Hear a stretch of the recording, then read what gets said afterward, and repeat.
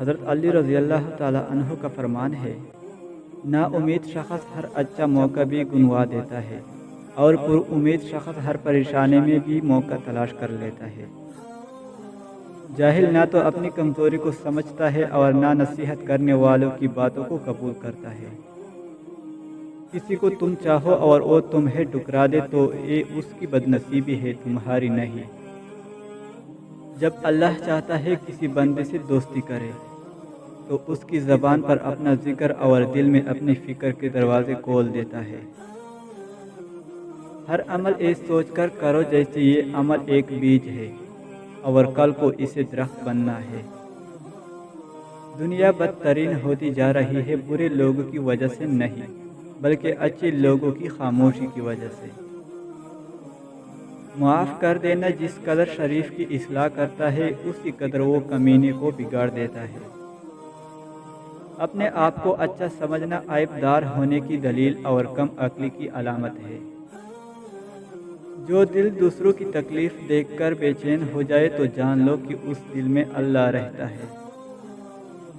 تمام تعریفیں اس ذات کے لیے ہیں کہ وہ جسے توڑے اسے کوئی جوڑ نہیں سکتا اور جسے وہ جوڑے اسے کوئی توڑ نہیں سکتا۔ دنیا کے لیے یہی عیب کافی ہے کہ اس میں وفا نہیں۔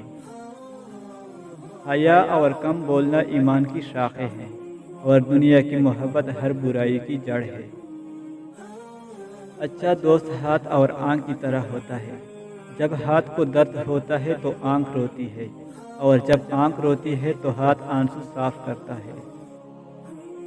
جب تمہیں یقین ہے کہ خدا تمہارے ساتھ ہے تو پھر کوئی فرق نہیں پڑتا کہ کون کون تمہارے خلاف ہے۔